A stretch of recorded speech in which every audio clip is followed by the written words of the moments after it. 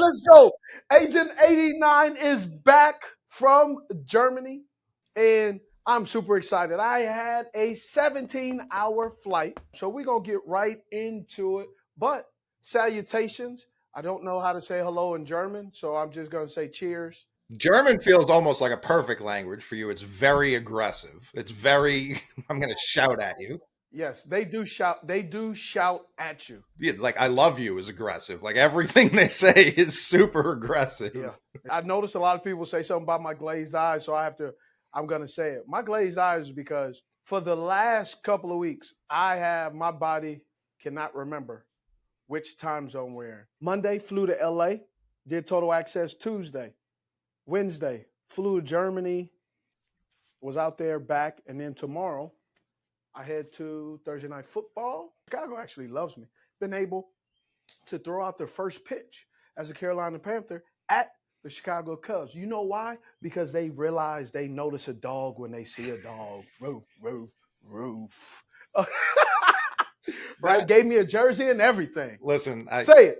I respect and love you. I just lost so much respect for the city of Chicago. You cannot be flying in road players to be throwing in out first pitch. That would never happen in Boston. And if it has, I don't want to see the photographic proof. I know that's never happened in Boston. That's Midwest behavior if I've ever heard it. Coley, nobody asked you, bro. Stop raining on Agent 89's parade. I started it off by saying I was happy for you. You asserted your dominance on the city of Chicago. In the building. No, I'm just playing.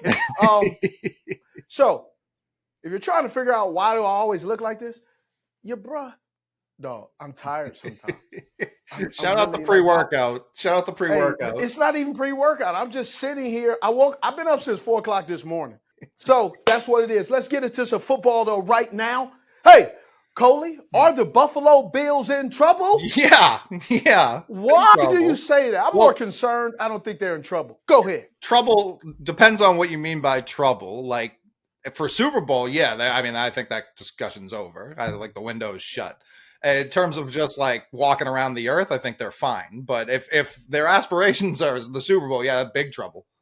Well, I think that, one of the biggest issues right now, I think what the Buffalo Bills has to do with two things. I believe it has to do with Josh Allen, right? And this offense. Not Josh Allen is the problem, but it's problematic. He's allowed to do a lot of things that I don't believe is actually helping the offense. Their secondary is holding them back right now. And what do I mean by that? Look at who the Buffalo Bills have to play. They played the Bengals. That didn't work out. No. They still have to play the Dolphins, and we'll get into the Dolphins. But the Dolphins, what are they known? By throwing the football. And the Jets. Now, the Jets' defense and their secondary, their ability to slow people down, keeps them in games. Mm-hmm. Now, what Zach Wilson can and can't do, that's on the offense. But the defense is helping and giving them every opportunity, game in, series, quarter, every opportunity to get it going. And the Buffalo Bills are struggling in the secondary. And it also has to do with Joe Burrow. Joe Burrow and the contrary. Here's a question for you, Coley. Mm-hmm. Who's better when he's hot? When he's hitting on all cylinders, when he's in this bag, who's a better quarterback when he's hot?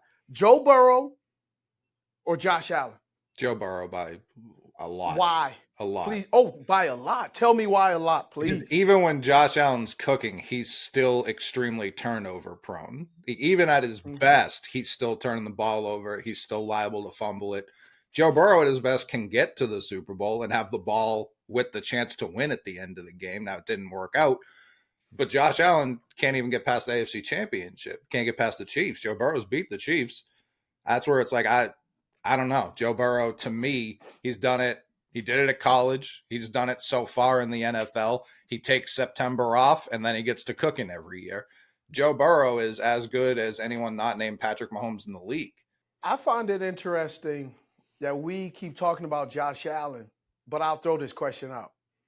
When you talk about the AFC and you talk about the AFC Championship or Championship Sunday, people seem to assume, or the average fan, we keep putting the Buffalo Bills in this championship category, and they haven't gotten past the divisional round. The last couple of years, the only two quarterbacks that we're talking about in the AFC Championship game are Patrick Mahomes or Joe Burrow. Mm-hmm. It hasn't been Josh Allen. No. It hasn't been the Buffalo Bills. No. And yet we keep throwing Josh Allen in that category as if he's made an appearance. Right? The league changed the rules to try and help him get to the championship game because they changed the overtime rules. Like that last year before the season, NFL Network, they were saying the Bills were going to go 19-0, 20-0. They were like, this team's been gassed more than any team that's done nothing in my entire lifetime. Any sport. I've never seen anything like it. I just got dumb. Did you say your whole entire lifetime? How old are you? 34. So you're telling me right now that in your 34 years, mm-hmm. Give or take, because I know the first, 5 or 6 years, maybe like the 94 Supersonics were getting some like crazy gas okay. that I didn't see. Okay, because I was about to say, well, in sports, everybody's gassed up. No doubt.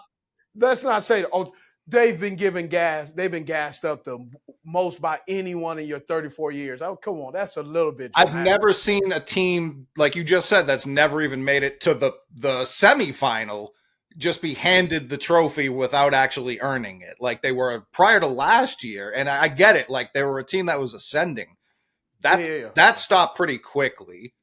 Well, they're an exciting team, right? Well, you have a quarterback that can rip and run, who's considered – when he scrambles, he's more dangerous than sitting in the pocket, which I think that's not the case. I think teams are now starting to get him out of the pocket because he's less effective when he's out of the pocket, in my opinion. Well, opinion. Let me ask you this. If let's say you push him so he's rolling to his right, doesn't that cut the field in half, if not even thirds? Because then he's really only looking at the side he's running to.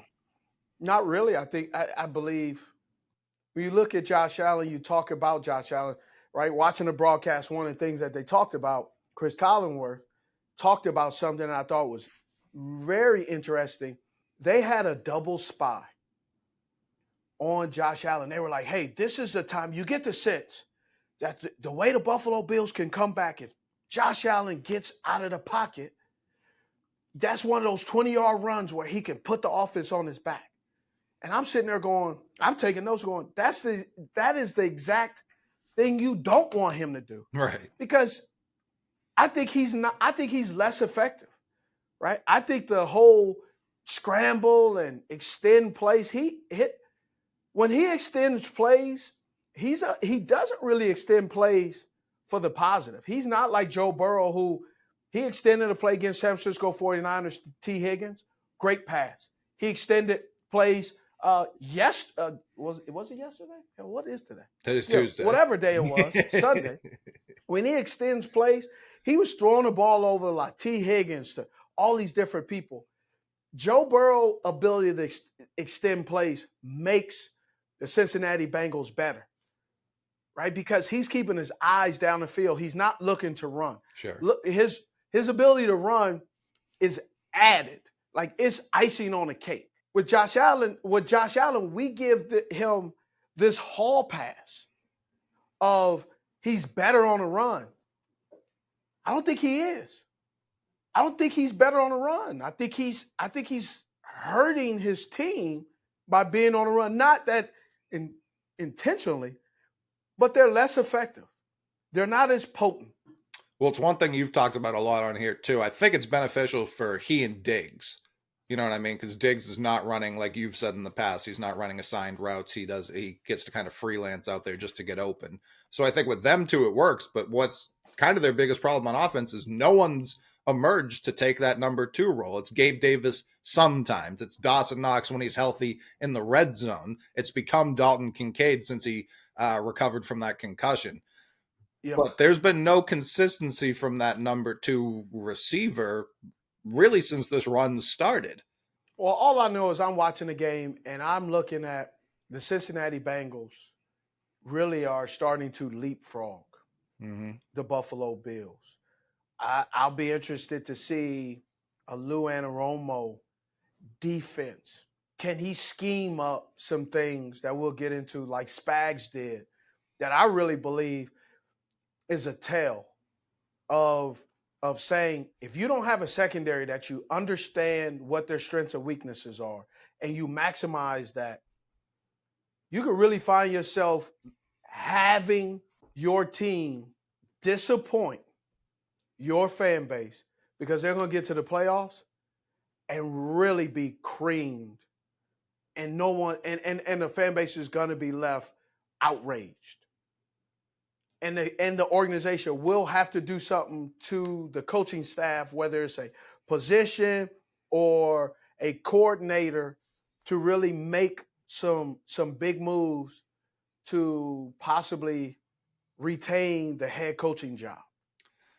And one of the biggest differences between these two teams to me is the front office work, because it feels like the Bills have become stagnant, whereas the Bengals, they lost most of their secondary this offseason. What did they do? Not this past draft, the draft before. They drafted a year early. Dax Hill and Cam Taylor-Britt have been awesome for this secondary, and Lou's done a good job getting those guys ready to take on those full-time roles. The Bills took Kyer Elam in the first round last year. They just had to trade for a cornerback because he doesn't do anything. Those misses are devastating for a team. They are starting. It's starting to become their rear's ugly head. Yeah. Oh, right? yeah. There are several plays, man. The T. Higgins play. I don't know if this statistic really matters, but I saw this and it just kind of threw me off. 20-2, including the postseason, since 2021. When the Cincinnati Bengals score first, they're 20-2.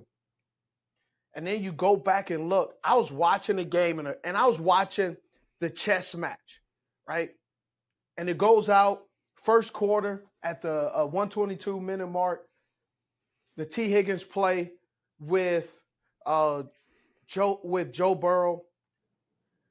Right there, they're going out there. He's extending.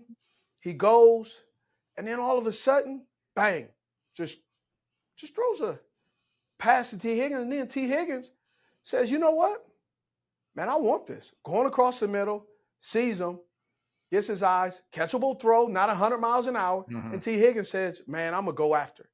Man, I love that. T. Higgins, Jamar Chase gets, dinged up. And they got other guys willing to answer. And it's not like willing to answer where they're catch a pass, but these guys are finishing. And then the other thing I watch, man, times are changing. Football has changed so much. I don't understand. You have the ball on the 3-yard line. And what do? You're in shotgun formation. You motion out guys, and I'm going, when has the game changed so much where we're 3 yards from the end zone and we're just going to go ahead and go in shotgun formation? Man, the game has changed so much that the fundamentals of things, you start to eliminate 90% of what a team has to do defensively. You've eliminated that process. You've eliminated that process for you. Because now you're lining up, you go, well, if they're in shotgun formation or pistol formation, we know they're not running the football. Or if they are, it's only really going to be a draw. It can't be something too creative. Now, you could get creative if you're under center, but if you're not under center, it really starts to play in the hands of the play in the hands of the defense, which is why some of these teams are starting to struggle over and over and over again. I've never seen so many 4th and 1s. Or 4th 1, 4th and 2, 4th and 3. And they're in shotgun formation. They're going for it. It makes me think if the Eagles were doing this brotherly shove stuff 20 years ago, I don't think anyone's even talking about it because everyone else was also lining up, trying to get pushes. They would just be doing it more successfully. But in today's NFL, it looks so much more abnormal because teams don't run the ball in those situations. Teams don't get under center in those situations. And everyone's crying because that's what real football looks like. Yeah, the spread it out, 3rd and 1, 4th and 1, 4th and goal. It's disgusting. It's genuinely disgusting. Well, I was just thinking about it as an analyst. I was thinking about it as a football player. I was going, man, I would love that. but then it also shrinks the field. Mm-hmm. It's terribly hard to catch passes now because now everything has to be drawn up to trickeration. You can't just do the normal stuff. The only normal stuff you can do is up in the fringe area. The Buffalo Bills, I believe, with Cooks, I think at some point only had 7 yards rushing. If you don't run the football, you now allow the defense to eliminate what the possibility and why that becomes an issue. Here's why. If you have rush ends who now know you're not going to run the football, their responsibility of containing or keeping edge, setting the edge, holding the edge, leaves. Right. You don't have to worry about it anymore. Right. It's not a concern. And so now you have an edge rusher. You have an edge rusher saying, man, I can tee off. Pin my ears back. Right. Here I go. It's like the old school days when the dog was sitting on the porch and the milkman or the mailman came through and they get mad. And you know what they say about a dog? You rarely see a dog stretch before he goes and runs after you. He just knows, hey, that milkman coming on every Thursday. Let me go ahead and sit out on the porch and let me go ahead and chase him. And that's what it is. You peel back ears and go. And so I just think they're hampering themselves without the ability of running the football. Yeah, and a lot of teams are doing that. You constantly talk about you're just trying to sift through data as the game goes. And if you know the other team's not going to run it, that data becomes so much more simpler. It's like, well, okay, we just get to look at certain parts of the field. Where's Diggs? We got Diggs. Okay, we're done. We're all set now. We're ready to go. Yeah, it just becomes it becomes bad. And unless you are gonna make it a conscious habit to run the football, and I just keep hearing people talk about now that they can't run the football, so they're gonna draw up plays that can be as good as a run play. It's not working. It may work against a lesser opponent, but top-tier teams in the playoffs, you got to run the football. If you don't run the football, they're going to eliminate the pass, and then you're left with nothing. Yeah, I mean, and they also play in Buffalo. Like, that needs to be – they didn't build a dome just for the playoffs that I'm aware of. No. We saw a couple of years ago, Mac Jones' rookie year, the Patriots went in there, threw the ball 3 times and beat the Bills because the Bills were trying to throw it through like a rain and ice storm with crazy wind. Wind was like 30 miles an hour, might be greater. Somebody will tell us in the comments exactly how much it was because they have time now to sit around and look for it. We don't. But if they get to January at home, they're like Buffalo should be one of the best running teams in the league. There's no Travis Henry back there. They're not the Bills of old in both good and bad ways. They need to run the ball. They need to show 3 things they need to do. 1, they have to consistently have the run game show up where teams need to worry about it. Mm-hmm. 2, the secondary needs to be addressed. Because when you look at this team and you look at the teams in the NFC that possibly have an opportunity to go to Super Bowl, they all have really good pass catchers. Mm-hmm. And then 3rd, offense, they need to sustain long drives. How are you having a RPO or run game, play action, that no one believes you're going to actually run the football? Right. Only person you're tricking is you. That's all semantics. You over here doing all of this stuff that we know all you're going to do is drop back and throw the football. So that just doesn't make sense to me, right? You got Uncle Leonard Fournette on practice squad right now. Are you going to, you got him on the practice squad because you're saying that you're going to start running the football when? When it counts now. I also think with Tampa last year, he had maybe like top 5 for receptions. So I don't even know that they truly believe they're going to hand him the ball. I think they're using him as another pass catcher. Just go ahead and move on to the Cowboys. Why are you snickering? Well, because we were talking earlier about teams that get too much gas. And for me, when the Cowboys... Hey, that's America's team now. Watch your mouth now. Well, watch your mouth.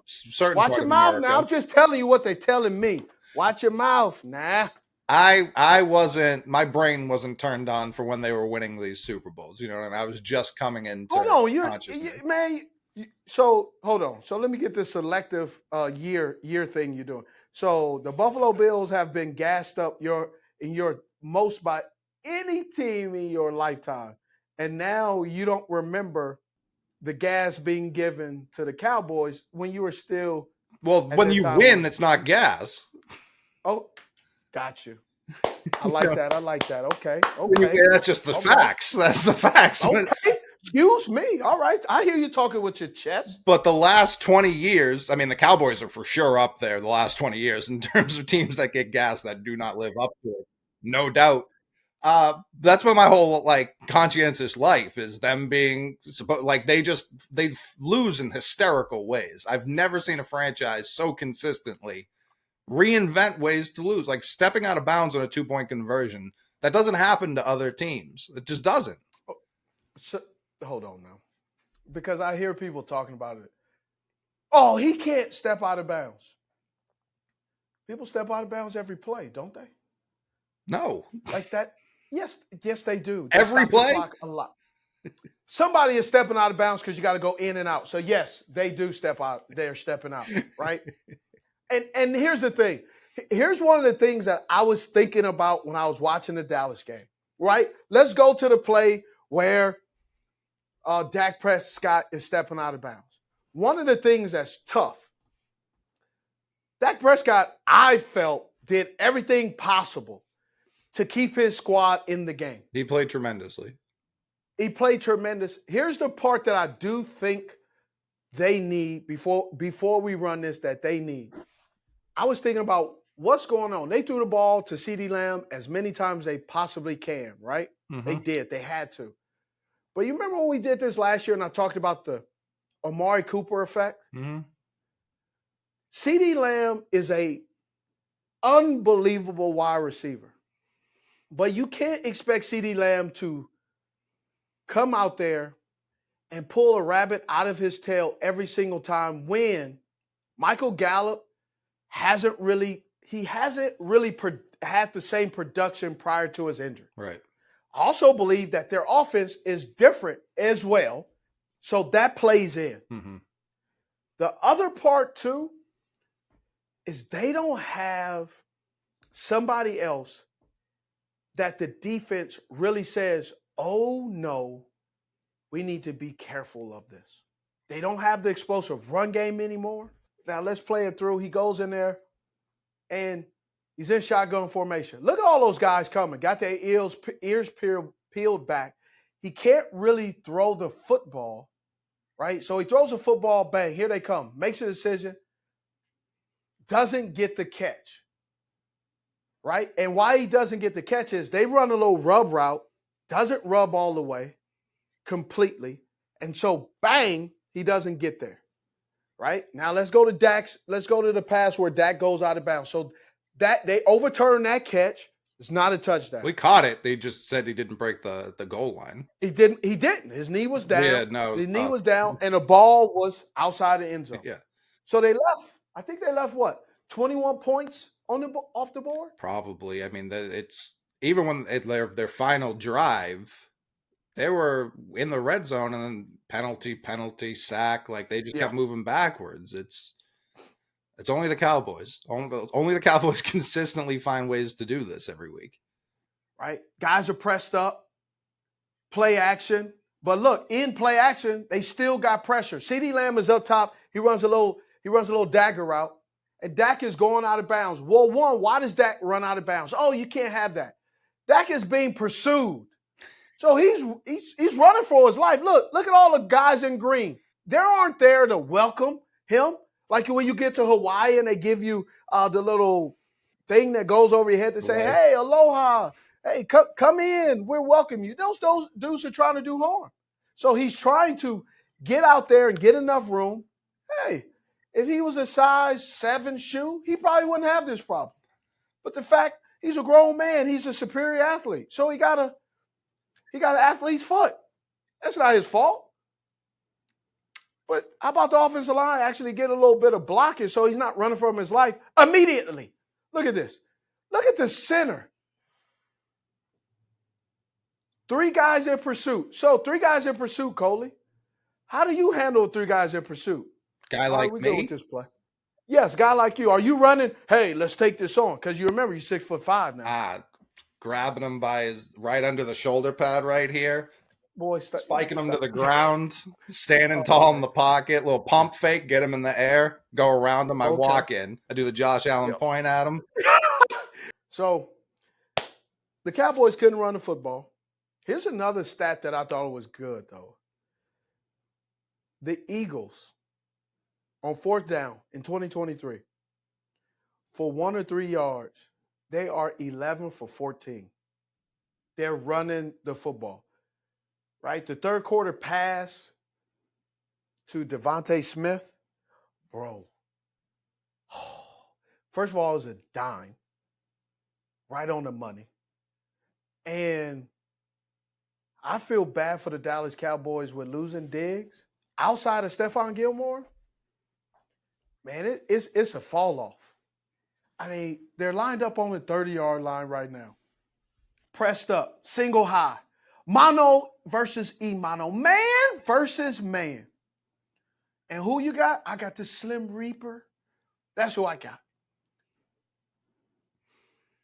So you got a double move and then a dime.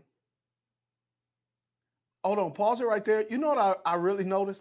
Jalen Hurts is always like, he squats down and then he raises up, keeping his eyes down to the, keeping his eyes moving the safety, keep holding the safety in the middle of the field, holding the linebackers.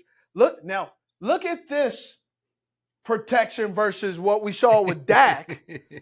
Do you notice something different? So go ahead and play it. Look at this. Steps up, follows through. And look at, 5-step drop, give him time. Throws the pass. Ding dong. Man. No, Hurts is so tough. He's very clearly banged up. He's walking off under Yeah, his he own is. power. What does that do for the rest of the team when you know your quarterback of all people is like clearly playing through injury and he's not making excuses? He's going out there. He's still getting those tough runs. He's still making those throws. That has to jack everybody up. It does. There's these quarterbacks, watching Dak and watching Jalen Hurts, I was wild because that's the exciting quarterback play that you want. Mm-hmm. Guys that know, right? Dak steps out of bounds, but guys love the fact that you know your guy is going to put everything out on the line. You want to play for a guy like that.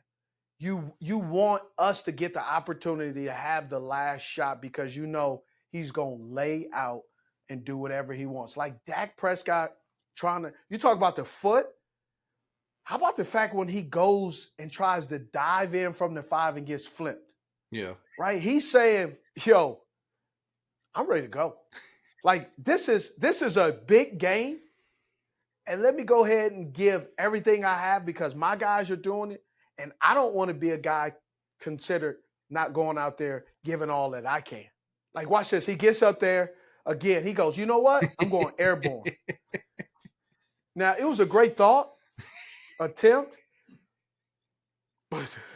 But shout out to Big Play Slay of having a clean hit, not going for his lower body in the hit, but not going for his knees. And that's something. Look how he goes down, but he braces with his back to hit him instead of shooting for the lower ankle, for the lower legs, man. And I respect that from Big Play Slay. I think that's how you play football right there. Now, again, guy like me, I'm hurling him clean. He doesn't even know what happened. Yeah, exactly. That's what we call retaliation. That's what it's going to be called. But the thing that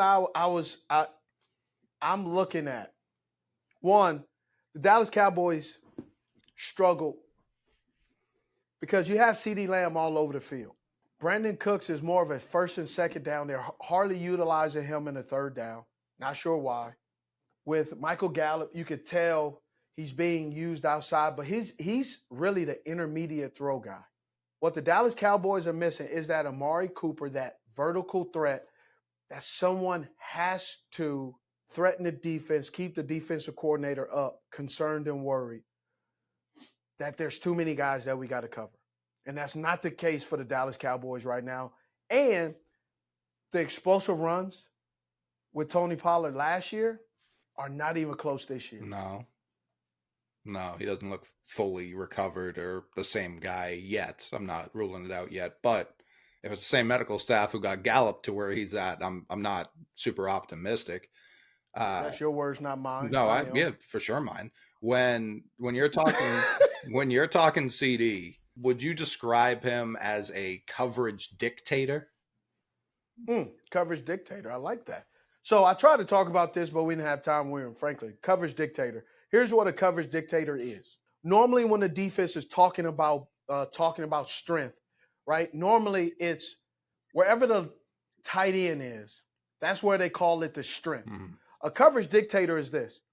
We know what the strength is, right. But the coordinator is saying the strength is actually wherever that prolific pass catcher is. CeeDee Lamb is the coverage dictator. He keeps the defense coordinator up at night.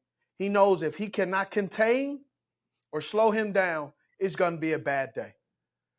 And when you have a coverage dictator like a CeeDee Lamb where he's lined up on the left, they're going to rotate and say, hey, tight end's over here, but the guy we need to be concerned with is over here. And so he's dictating the coverage of how it's going to be run. Is it to buzz and buzzing to him? And whether your team is good right now or bad, the coverage dictator is we remove that guy, but the 2 and 3 wide receivers have to take advantage.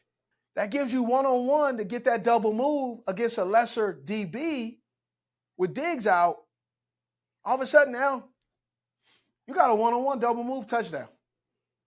Dallas Goedert, you got running underneath. At the end of the day, the Dallas Cowboys are a really good team. But the Philadelphia Eagles are a better team. They really are. The Eagles last year at this point, they were just blowing everybody out. This year, it's been more tightly contested games. Should that worry Eagles fans, or is there a positive like, hey, come playoff time, it's probably not going to be blowouts. We need to know how to win closer games.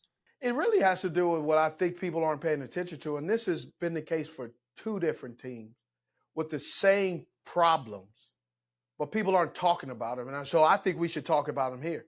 Brian Johnson, offensive coordinator, it's his first year. Here's the quarterback coach. The quarterback coach last year for the Kansas City Chiefs was Matt Nagy. Matt Nagy is now the offensive coordinator. And everybody's talking about the wide receivers for the Kansas City Chiefs, which is kind of true because they are guys who are situational guys who weren't starters. Rashee Rice was in college last year, right? Juju Smith-Schuster, he knows how to play football, but he's not going to you're not going to put Juju Smith-Schuster in the same category A.J. Brown and Tyreek Hill, are you? No, right? But when you put him with a Patrick Mahomes, he becomes significantly better. You put him with a Ben Roethlisberger and a good offense, he becomes significantly better. Changing our offensive coordinator does not mean you're going to have the same success just because it's the same team. Right.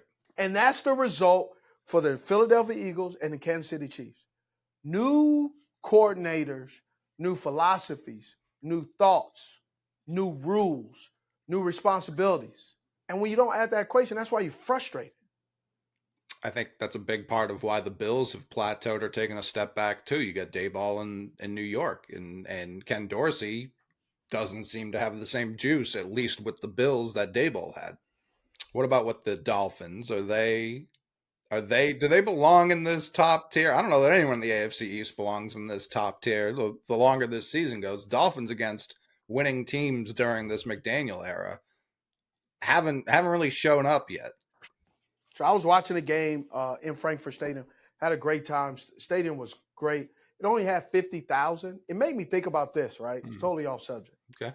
Small market teams need to start making stadiums that are significantly smaller. I think put them in a 50 or 60, right? Don't jam pack in 80 because now when you're not winning, people aren't coming to the game. Quiet. Also, too, we're having so many football games almost every day of the week. We got Monday, right? I got to cover. We got Black Friday now.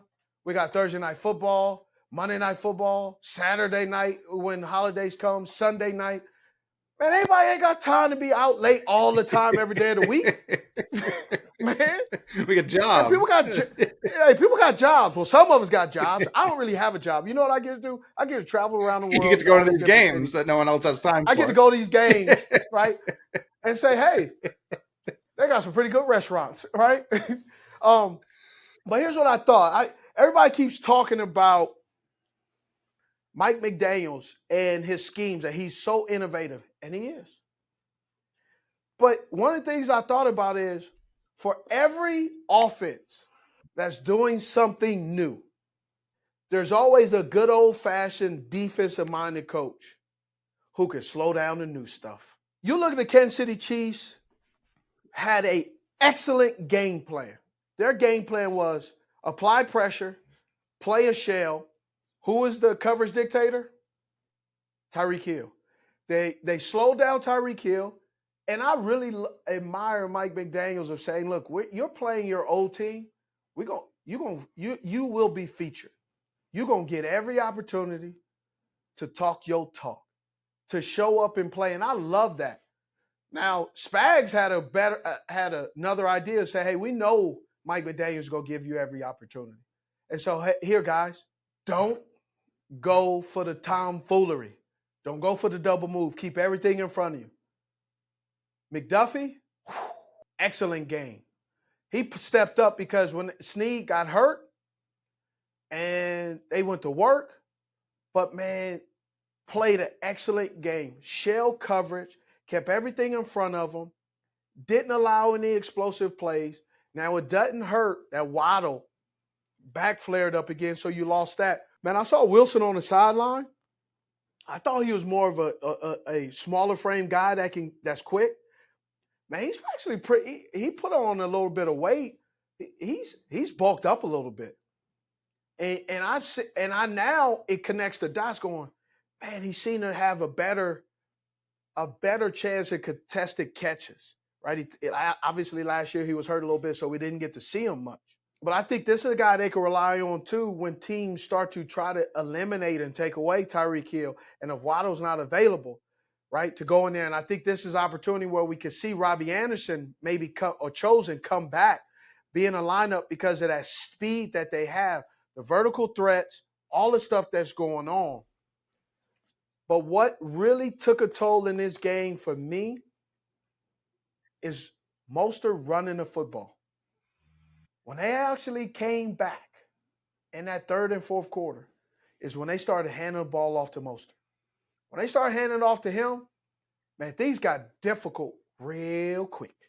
That man was running with some passion, some pissed offness that put them back in the game. I'm consistently shocked teams abandon the run down 14 or 21 even when there's that much time left in the game. A, like we talked about with the Bills, you're already giving the defense more data than they need. And B, it's only 3 scores. Like, I understand it's 7. I understand the NFL scoring is by 7s and 3s. You're down 3. Like, if you were playing baseball, you're down 3-0. It's not the end of the world. You do not have to abandon half of the game just because you're down 3. But I got to tell you a quick story. I got a chance to see Mostert, and I didn't, I said, "Hey, bro, man, stop telling people you old." And I was watching him play, and I didn't realize at the time he was with the Arizona Cardinals when I was in Baltimore. And he walks up to me, he says, "Hey, OG, when you gonna shut it down?"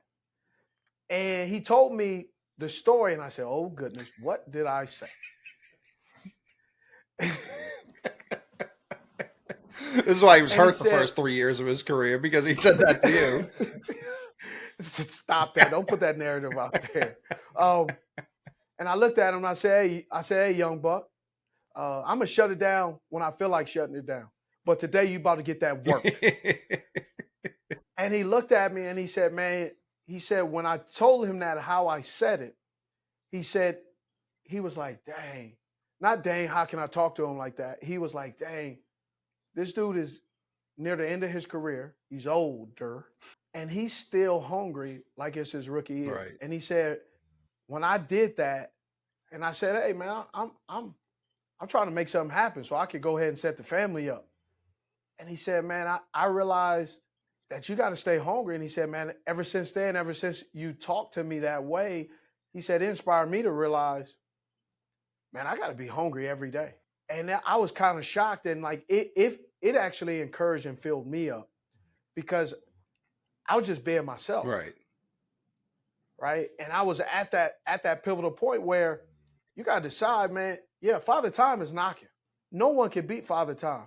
But you can pause that thing a little bit, put that thing on slow play a little bit just to get a little bit more out yourself, out that team, and out of everyone. And I think Raheem Mostert is being that guy. And I love the way he's playing. And I told him, stop telling people you're old. Because if you tell people you're old, the narrative is going to be, oh, he's past his prime. Right. The league is already discounting running backs. Don't give them more ammunition and opportunities to discount you even more. Keep running that ball with purpose. And, man, it was awesome, man. It was that moment. That was that moment that I get the opportunity when I'm sitting on the sideline sometimes to have interactions and conversations with players. For whatever he told me that I gave him, he actually gave me something that sometimes you play this game long enough, you become numb to the small little nuggets, the small aha moments. And that was obviously, almost 10 years ago. Yeah. And that aha moment was pretty cool. And I bet, I mean, I'm sure he was practice squad guy, 53rd man on the roster then. And I bet when you come into the league, you see all the talent you're up against to stay in the league. You think you have no choice whether or not you stick in the league. A lot of guys, I imagine, are pretty resigned to the fact, like, if I get hurt, if I fumble, I'm out and no one's going to pick me up again. I think you saying that was like, oh, he's actually deciding how long he's going to stay in this league, not the other way around. I think that mentality can do a lot for a lot of guys. Not saying it will work for everyone, but I think that mentality, that little switch, I'm using the league's not using me, could help a lot of people. Well, one of the things I always believed in my mind, I always say, look, we're going to get fired. They're going to fire you someday. Right. So you have the opportunity. You're going to get fired doing it your way, or you're going to get fired sitting at home going, I wish I hoped I would have done this or done that. Yep. So my thought was always, man, hey, they're going to replace me at one of these days. Are they going to replace me with regret and missed opportunities? Or they're going to replace me, or they're going to try to replace me and saying they haven't replaced me. I always thought, I walked in there saying, you think there will be another name. There never will be another name on the back 89. That was my thought. Mm-hmm. That was the way I played. That was my demeanor every single day. Now, that wasn't always good, but it is what it is. No, but I think it's one of those things where if you look at small moments, you're probably like, but when you look at the entire picture, it's like, yeah, that mentality is why you had such a long, successful career. Yeah. I mean, it worked out, as some people will say. The entire forest is beautiful. Individual trees may have a ton of rot in them, but the entire forest is beautiful. Yeah. Well, hey, I said it, we edited it out last week, but I'll keep it 100. People have told me I haven't won a championship. I have embraced it. You're right. I haven't won a championship. Thank you for acknowledging that. And since you have all the spare time, put it on my Wikipedia, man. You can edit Wikipedia. Go ahead and put it on there, man. So let's move on in the groundbreaking rookie new record with the Houston Texans against the Tampa Bay Buccaneers. So I got a few questions that I'll throw out to you, and you tell me what this. You tell me. Here's the questions I had. Right? What were the Bucs thinking? These are my questions, right? I've really started to, like, when I do this stuff, I write like, what am I looking for and why? So I'm going just with my questions. What were the Bucs thinking? Barely blitzing, right? CJ Stroud. They did blitz them. They weren't sitting in shell all the time. Okay. Tampa Bay is ranked 3rd in blitz percentage, so it's not like all of a sudden, I feel bad for Baker Mayfield. And I said his name. I haven't said his name in probably about 2 years. So Baker Mayfield was 3-4 against rookie quarterbacks in his career. He is now 3-5 versus rookie quarterbacks. And then, how does this work for the Houston Texans? Because they were allowing only 18.3 points per game, 6 in the NFL.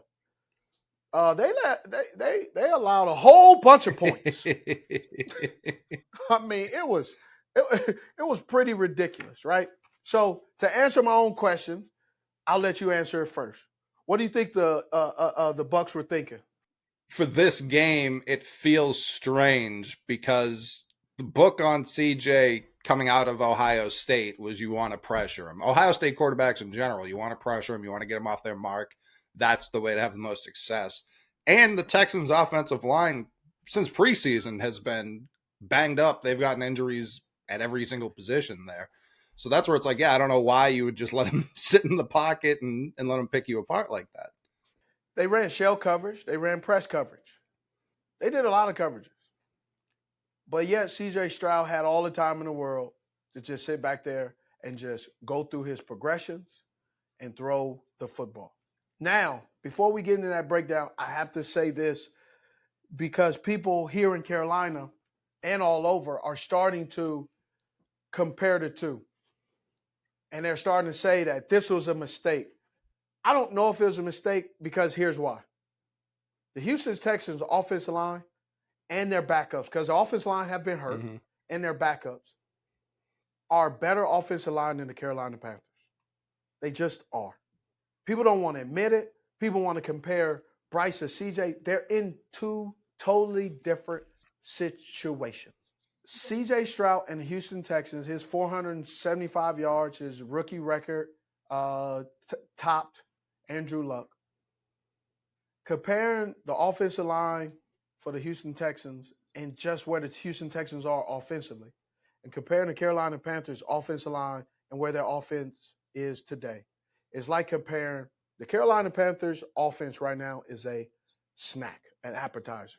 PB&J, Uncrustable, some chips, and applesauce and a juice and a spork, okay? That's what it is. But the Houston Texans are a steak, bro. They are a meal. Steak, mashed potatoes, or sweet potatoes. They were blitzing in different. They were blitzing. They were trying to blitz. White gets on the blitz. They run 3, gets a blitz, and he sacks him. Carlton Davis had a tough day. Just facts. He had a tough day. Somebody tweeted at me and said, I remember you telling the Panthers to pick Mingo over Tank Dell and Josh Downs. That was Mingo's terrible. No, he's not. Mingo is exactly what this offense is. Developing, not looking great, but it's still a work in progress. Tank Dell is in a better system right now and firing on all cylinders. Just plain and simple. What I really love, Dalton Schultz is not playing with anybody. Bro, did you see him stiff arm Levante David and run over White and look at him? He looked at him sideways too. I mean, stared him down. Stared him down like he shot a 3. And he told him right before, I'm about to shoot a 3 on you. They got Noah Brown, and then they had Nico Collins lined up. Then they had Nico Collins and Tank. Then they had Tank and Brown. They had so much different combinations. And why this wide receiver group is so potent is because you got different styles of pass catching by your receivers. That makes it difficult. If you're going to run this shell, you got a guy who's a vertical threat. Then you got a guy who's a vertical threat, but then horizontal, who can stop on a dime, give you 10 pennies, then come back inside, and then high step, and then get down. Then you got Noah Brown, who's just big boying people, And then Nico, he goes, so let's run this play, the first touchdown. They run this play with Nico Collins. It's man-to-man. I think it's Dean. He was having a rough day too. They get in a RPO out of shotgun.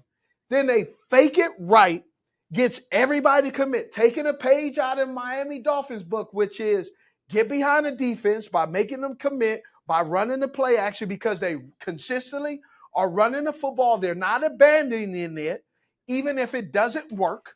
He runs a quick slant, Everybody's there, throws the pass, bro, wide open. And then you got Nico just big boying. If you don't come with your weight, son, you're not going to make the tackle by yourself. That's just not going to happen. So what have you seen this year? Because I remember Nico coming out of Michigan was very high on his skill set. Last 2 years, obviously. Still high on his skill set. Just because you play well in college doesn't mean it's going to automatically equal success, because you can big boy somebody in college and get little boyed in the NFL. No doubt. But it was the first 2 years, obviously, inconsistent quarterback play, multiple head coaches, multiple systems, showed some flashes, never really had anything sustained. And then this year, is that everything just coming into place for him? Is it the team? Everybody's on a different page? Andre and him have been working together for the last couple of years. And then now you get a head coach, offensive coordinator, quarterback, offensive line, other receivers, and you put all those together, and what do you have? A potent offense. They're a better team than the Carolina Panthers. Their offense of line is substantially better. The depth is better. The backups are better of the offensive line. They just are. And you are comparing CJ's situation to Bryce's, and I'm not making an excuse, I'm stating the facts. They're just not comparable. Yeah. They're not. It's too early to make any declarations on who's better. That's a 3-4 year thing. Yeah, I mean, it's not working. It's not working in the benefit of Bryce. But at the same time, they're just at a different point of their careers, even though they just started, right? Tank Dell. There's a play against Tank Dell, which took the game into a 23-22, right? CJ Stroud just started to pick the defense apart. They sitting in his shell, and he was back there. He had all the time in the world, bro. I could tell you exactly when the game changed. In the third quarter, at the 12-minute, 38-second minute mark, when it was 20-10, the Bucs were up. And what happened next? Nico Brown, 70-yard pass, but the block by Tank Dell, and then the stiff arm, and then the missed tackle, that showed that team, hey, we can win this game. And so they started dialing up plays, and then it just got off the chain. And the play that I'm talking about that tied it up, they got a bunch formation. So that puts the DB off, because when you're in a bunch formation, you don't want to get run into, or guys running into each other, chasing other guy, get concussed. So they put Tank right there off the ball, like he was in college. He's done a great job of. Free access. You give him free access, it puts the cornerback at a disadvantage. Free access. They run a stutter and go out of bunch formation, 10 to 12 yards deep. And Carlton Davis had to respect the speed and the routes. He breaks down just a smidgen, just a pinch of salt, slows him down just enough, puts on the burners, touchdown. Great throw by C.J. Stroud. And that's when the game started to change. That's when things got interesting. And then after that, you can start to see the Tampa Bay Buccaneers defensively had zero answers. Right. To be up 20-10, and you go ahead and give up basically 20 points. The Bucs could not score. They ended up kicking field goals.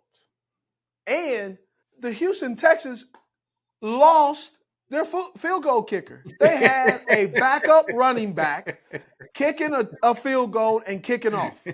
Doing well. Oh, great. It became a fun game. This is one of the best games of the season. And if you had told me that before the season, I would have said we're in trouble. But this was one of the more entertaining games, like with those theatrics with CJ Stroud. I mean, he's coming off of a loss to Bryce a week ago, and then Oh, really? Wow. Okay. and then he dials up this Oh. performance. That's a big bounce back. A lot of players, they Yes. get a loss like that, they start doubting themselves. Not CJ. That was a big boy win. Hey, well, exciting day, man. Hope you enjoyed it. I'm Steve Smith Sr. Coley Mick.